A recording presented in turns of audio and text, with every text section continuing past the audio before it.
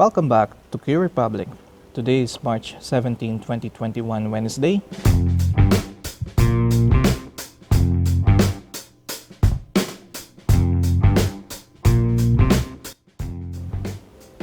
News coming from business.inquirer.net. Strong PH recovery to start in fourth quarter. So one of the analysts said that because of the COVID-19 cases that we cannot contain and slow mass vaccination, our recovery may start towards the last part of the year.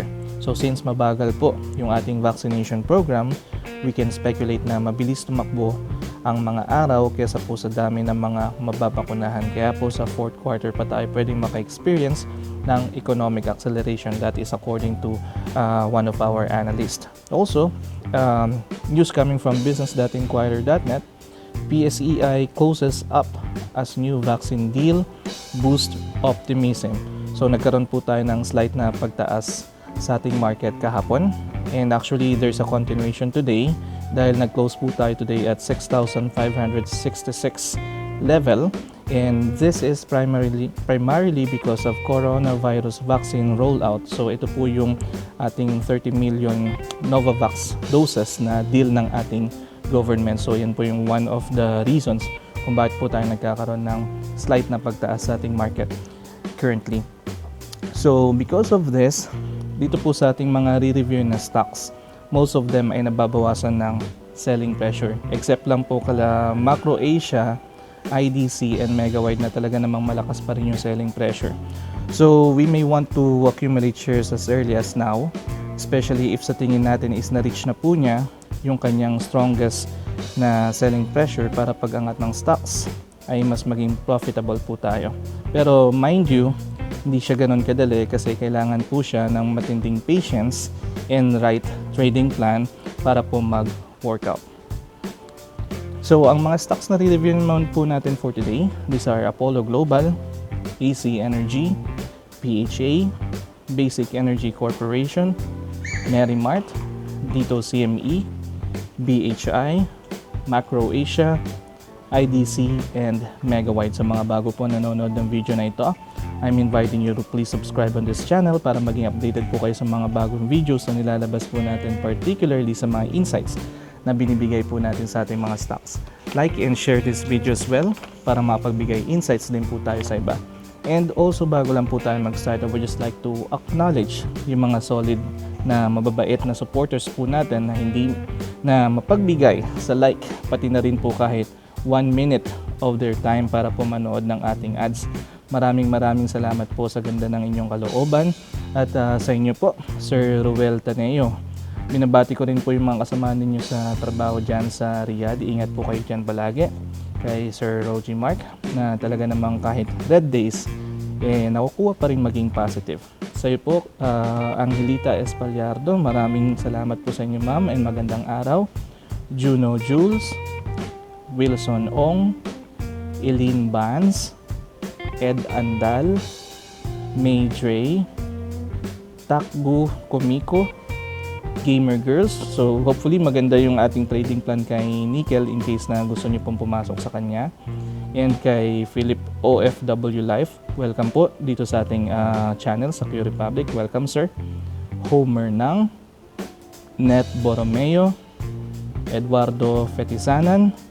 Sir, maraming salamat po. Claire Marita, magandang araw po ma'am and keep safe. Dan Jimenez, maraming salamat sa iyo sir. LR Fontamillas, salamat din po sa inyong may bahay, pati na rin po sa inyong anak. God bless po and keep safe. Kay Sir Hilroy, ingat po palagi. Hopefully maabakasyon naman tayo sa atin and salamat lagi sa iyong suporta Sir Hilroy. At sa lahat po ng viewers natin, maraming salamat po. Keep safe po tayong lahat. And kung ano man pong pinagdadaanan or problema meron tayo, pray lang po tayo sa Kanya and He will guide us. Maraming salamat po.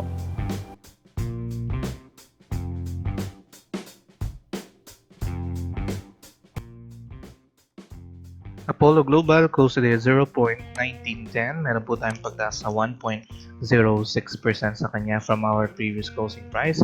Around 0.1890. Number trades po natin 2,370. And dito sa ating chart, meron pa rin po tayong strong resistance at 0.21 and strong support at around 0.14. If we're going to check our stochastic and RSI indicator, ipapakita po niya na nasa lower part area po tayo near the oversold area. However, gusto lang po nating i-highlight itong kanyang histogram. Kasi mapapansin po natin, starting March 10, nababawasan po yung ating selling pressure. Kaya lang, makikita natin na malakas pa rin yung kanyang selling pressure. Pero maganda, day by day is nababawasan naman siya. And yung nakikita po nating volume niya is lumiliit. So kumbaga nagkakaroon po tayo ng more stability dito kay Apollo Global as of the moment. So meron din po tayo nakikita dito sa kanyang chart na in the short term, meron tayong uptrend dito kay Apollo Global. So we have to be mindful lang dito sa area ng 0.19 kasi dito pa rin malakas yung kanyang selling pressure. So nakita natin sa kanyang histogram na babawasan yung selling pressure pero malakas pa rin. So if we are positioning in the short term dito kay Apollo Global, medyo position tayo dito banda sa 0.18 area near the moving average 100 dahil nakikita po natin na malakas yung ating selling pressure dito sa 0.19. And pwede pa rin naman pong bumaba siya dito sa 0.18 area kasi malakas pa nga po yung ating selling pressure. So ito po yung nakikita natin magandang position sa kanya as of the moment. So check niyo po maigi yung magiging options natin for Apollo Global. AC Energy close to that 6.88. Meron po tayong pagbaba na 0.58% sa kanya from our previous closing price. Around 6.93. Number of trades po natin 3,630.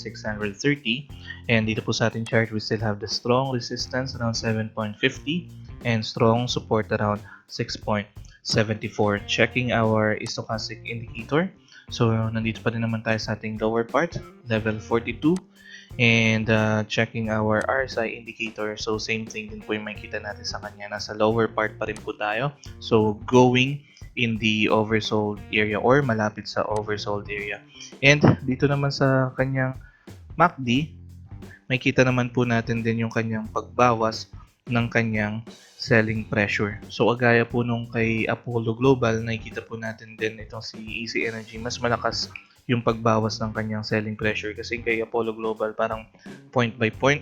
Dito makikita natin na talagang nababawasan po yung kanyang selling pressure starting din nung March 9. And makikita rin po natin dito sa kanyang volume is lumiliit. So nagkakaroon din ng more stability. That's why pwede rin po natin masabi na strong support na po itong si 6.74 na medyo malayo pa naman dito sa ating moving average 100. So nakikita po natin na parang nai-stop ni moving average 50 itong mga moving average 9 natin pati si moving average 20 dito sa area na to. And in the short term din, nakita rin po tayo dito ng uptrend na signal dito kay AC Energy. Pero as of the moment, makikita po natin na malakas din yung ating selling pressure upon reaching itong 7 peso area.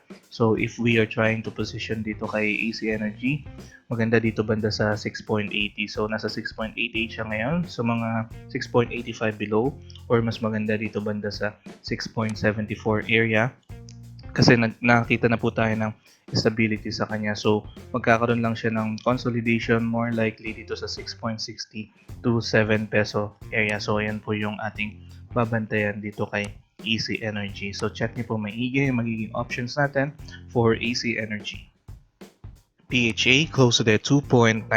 Meron po tayong pagbaba na 0.45% sa kanya from our previous closing price around 2.20. Number of trades po natin 2,570. And dito po sa ating mga indicators, siyempre almost oversold area pa rin po yung ating nakikita, especially dito sa ating stochastics.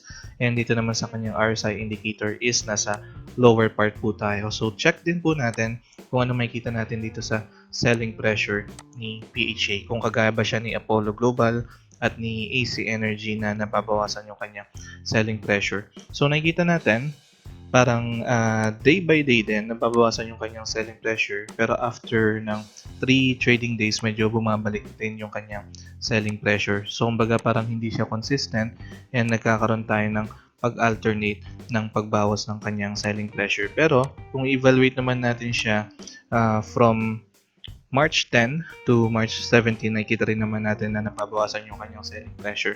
Hindi lang siya ganun ka-consistent nang nakita natin kay Apollo Global, pati kay dito CME kanina. And ganun din, malakas din yung ating selling pressure pa kasi nandito pa tayo banda sa negative 0.10. So, checking the chart, in the short term din, makikita tayo dito ng uptrend channel sa kanya. And kaya lang dito naman is malakas yung kanyang selling pressure dito kagad banda sa may 2.20 area. Malapit kagad siya dito sa ating support na 2 peso area. So since malakas pa rin yung kanyang selling pressure and medyo may pag-alternate tayo nakikita sa pagbawas ng kanyang selling pressure, it is still safe to say na ang magandang position dito kay PHA is near dito sa 2 peso area or as early as 2.10.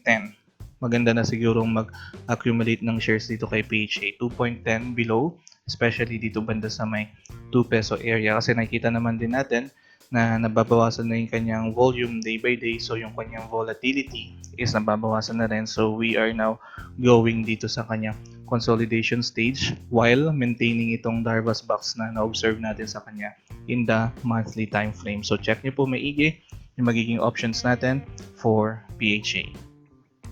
BSC closed today at 0.81. Meron po tayong pagbaba na 3.57% from its previous closing price around 0.84. Number of trades po natin 1,520. Same resistance po tayo around 1 peso area and same support around 0.70. So all of the indicators, especially dito kay Stochastic, makikita po natin na nasa mababang area, oversold area, and yung selling pressure po niya it looks like nag-average na lang naman po. So from March 10 hanggang ngayong araw, nandito po siya sa pinaka lowest part niya po dito banda sa negative 0.04. So na-maintain naman po natin although malakas pa rin yung kanya selling pressure. So means to say medyo maganda naman pong sundan itong ating Darvas box na nakikita. So if we are trying to position dito kay Basic Energy Corporation, nakita natin na medyo malakas yung selling pressure dito sa banda sa may 0.85 pero nasa lower part naman na tayo ng ating Darvas box. So pwede na tayo mag-start na mag-accumulate ng shares dito kay Basic Energy Corporation dito banda sa 0.80 below, or we want to be on the safe side, so syempre dito yung banda sa may 0.75 or dito banda sa 0.77 kasi day by day pa rin nakikita naman natin na gumagawa pa rin tayo ng lower high. Pero kung titingnan po natin dito for the past how many trading days, 9 March hanggang ngayong araw po March 17, nagkakaroon naman tayo ng stability dito banda sa 0.81. Nagkakaroon lang po tayo ng low within the day. So kung sakaling makasalo tayo below 0.80, mas maganda. Pero nakikita po natin na na-maintain po natin itong ating Darvas box. And so far, nandito tayo sa lower part. So pwede na po tayo mag-accumulate ng shares dito. So check niyo po maigi yung magiging options natin for BSC. MWIDE closed today at 4.85. Meron po tayong pagtaas na 4.30% from its previous closing price around 4.65. Number of trades po natin 2,470.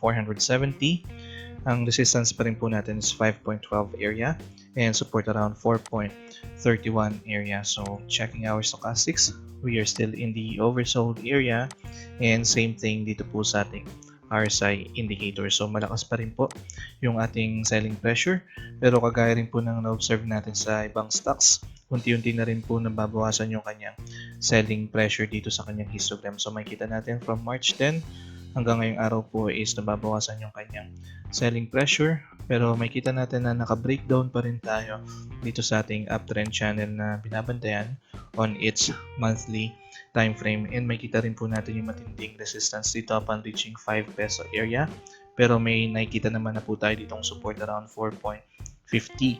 So if we are trying to accumulate shares dito kay MWIDE in the short term, pwede tayong kumuha dito bandang 4.70 below kasi nakikita natin na nagkakaroon pa tayo ng low na 4.72, and then meron tayo ditong resistance around 5 peso area. So somewhere in between itong 4.50 to 5 peso area, yan po yung pwede nating makuha si MWIDE in its short term. So check niyo po maigi magiging options natin for MWIDE.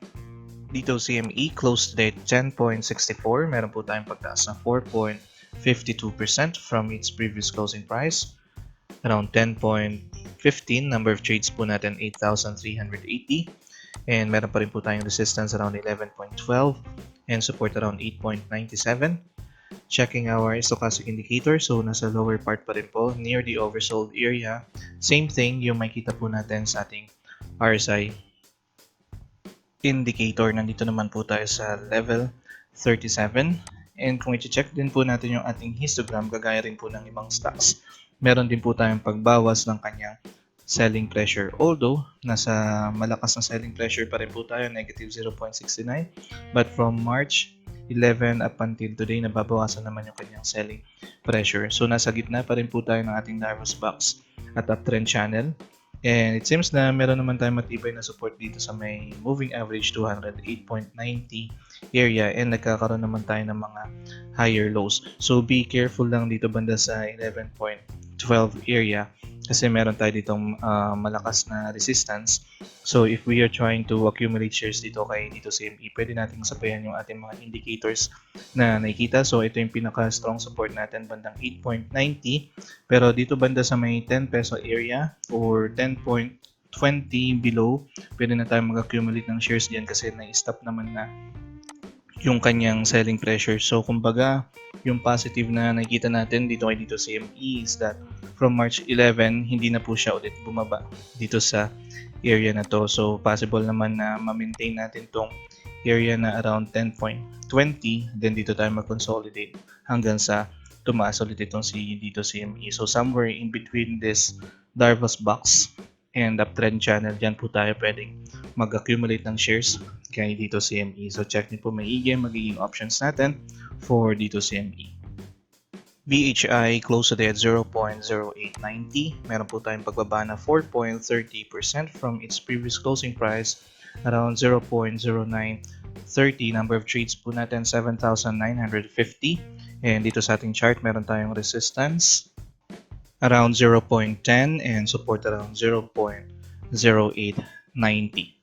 Checking our stochastic indicator, makikita po natin dito that from March 1 hanggang ngayon po is nasa mataas na area tayo. So nasa above 60 tayo.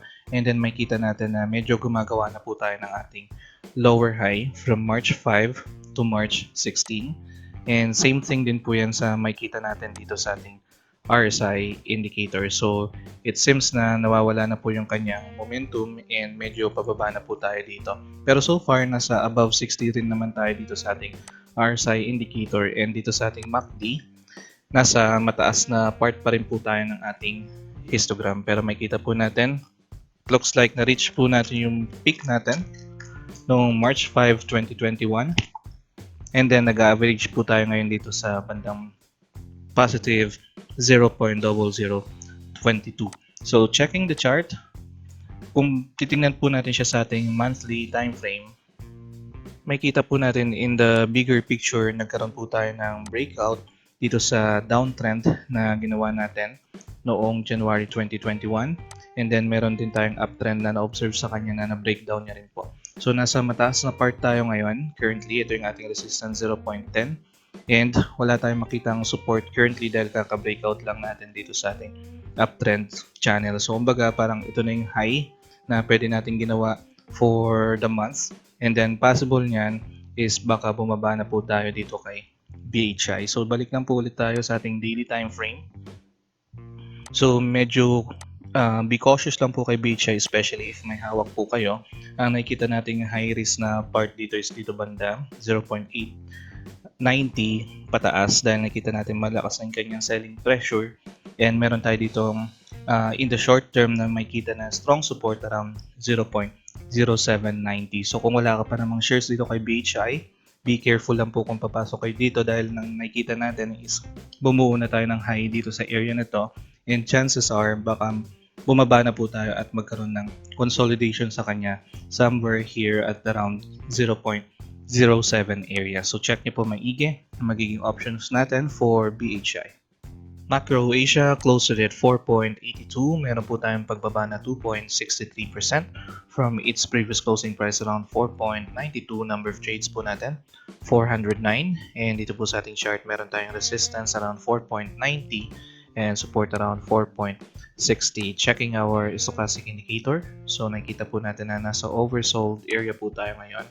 And same thing with our RSI indicator, almost sa oversold area, pero currently nandito po tayo sa level 35. Checking our MACD, makita rin po natin dito na hindi po nababawasan yung ating selling pressure dito kay Macro Asia, and everyday nadadagdagan po yung ating selling pressure. Checking the chart of Macro Asia, especially po dito sa ating monthly time frame, makita po natin na meron tayong uptrend channel na ino-observe dito sa kanya starting noong May 2020. Pero makita rin po natin yung matinding bearish candlestick po natin for the month of March 2021. And almost nasa baba na po tayo ng ating uptrend channel. And nakikita po natin na dadagdagan yung ating selling pressure, so hindi malayo rin po na baka magkaroon pa tayo ng breakdown further dito sa ating 4.66 area. So check lang po natin yung ating daily time frame. So nakita po natin tatlong sunod na araw na po tayo merong selling pressure dito. Yung ating net volume is almost for the selling. And nakita rin natin na ito na nga po yung ating border dito banda sa ating 4.66 area. So if ever man wala ka pa namang shares dito kay Macro Asia and you wanted to accumulate shares dito sa kanya, there's a possibility na ma-breakdown po natin ito and then magkaroon tayo ng intraday na pwedeng bumaba pa dito sa 4.37 area, kasi especially nakikita po natin dito sa ating MACD na nadadagdagan yung ating selling pressure, and the last time is umabot pa tayo dito banda sa negative 0.11. Pero meron din namang chance na ma-maintain natin itong ating uptrend channel. Kaya lang meron pang darating na trading days na magkakaroon tayo ng breakdown dito sa 4.60 area. So if we are accumulating shares, yun po yung magandang makuha natin itong si Macro Asia, and then hoping na maging matibay po itong kanyang uptrend channel na sinusundan. So check nyo po maigi yung magiging options natin for Macro Asia. IDC closed today at 2.50. Meron po tayong pagtaas na 5.93% from its previous closing price around 2.36. Number of trades po natin 111. Dito po sa ating chart, meron tayong resistance around 2.60 and support around 2.44. Checking our stochastic indicator. So, na-observe pa rin po natin yung ating mga lower highs, and same thing din po dito sa ating RSI indicator. So wala tayong makitang momentum currently, more on weakness. And dito sa ating MACD, yung graph niya itself is nandito sa baba, and yung ating histogram, although nababawasan naman yung kanyang selling pressure, is nasa negative side pa rin po. So checking itong si IDC sa kanyang monthly time frame, may kita po natin na meron tayong Darvas box na binubuo sa kanya. Actually isa siyang malaking sideways, pero kung titingnan po natin, kung hatiin natin siya, meron tayong dito ng Darvas box in the lower level na na-breakdown niya po noong 2017. And then, meron tayong higher level na breakdown, or dito pala is na breakout, dito naman is breakdown noong February 2020. And currently, makita po natin malakas yung ating selling pressure dito sa may 2.90 area, dito po banda sa upper part ng ating Darvas box. So for the past 3 months, January, February, March, makikita po tayo dito ng bearish candlestick, and meron tayo ditong early warning sign na hindi pa matibay itong ating 2.44 area. So nasa bandang upper part siya ng ating Darvas box. So balik po tayo dito sa ating daily time frame.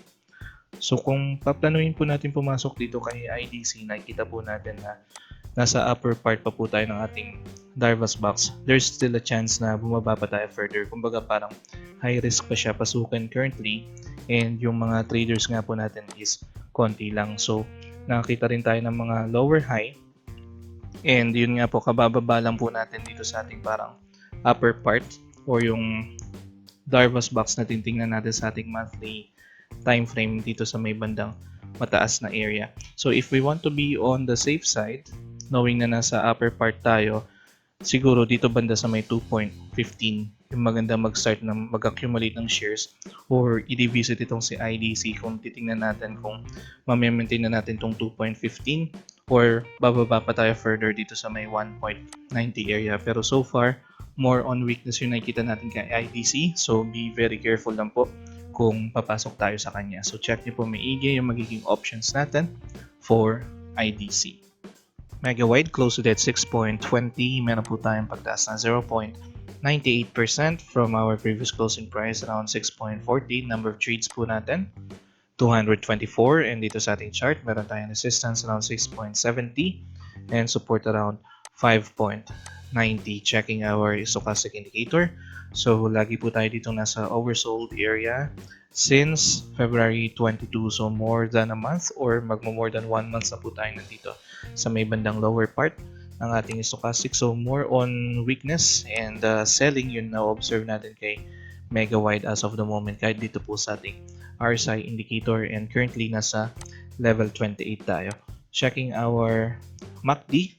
So yung ating graph is nandito sa lower level and it looks like na nagkakaroon lang tayo ng sideways dito from this low 0.33 and then negative 0.4, then bababa na naman po dito sa area na to. So more on weakness yung nakikita natin dito kay MWIDE, and kung tingnan po natin siya dito sa ating monthly time frame, na breakdown niya po yung uptrend channel na binubuo niya into its monthly time frame. So noong January pa lang po nagkaroon na tayo ng breakdown, and then mga lower highs na po yung kinecreate natin monthly. So knowing this one, kung wala ka pa namang shares dito kay MWIDE, medyo distansya muna ng konti. Yung number of traders din natin is kokonti, and baka bumaba pa tayo further dito sa banda sa may 5 peso area kasi more on weakness. There's a good chance na magkaroon pa tayo ng breakdown dito sa 5.90. Pero syempre, along the way, kung nag-accumulate tayo ng shares, since meron na tayong weakness na nakikita dito, pwede naman na rin tayo mag-start ng accumulation of shares. Kaya lang, more likely kasi baka pwede pa siyang mag-breakdown dito dahil matindi yung bearish candlestick natin for the month. Makikita naman natin pagka nagkakaroon siya ng long bearish candlestick, nasusundan siya ng panibagong bearish candlestick. So more likely baka by next month bumaba pa tayo dito. So magandang saluhan talaga sa kanya dito kay MWIDE is around 5 peso area. So check niyo po maigi magiging options natin for MWIDE.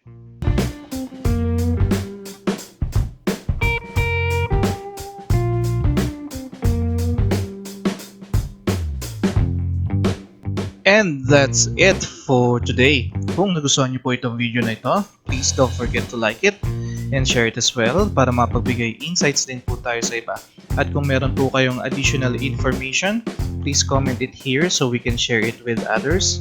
And sa mga stocks na gusto niyo pong ipa-review, i-comment nyo lang din po yan para masama po natin on our next session. And of course, please don't forget to subscribe and support our channel. Maraming salamat po. I'll see you soon. QRepubliC.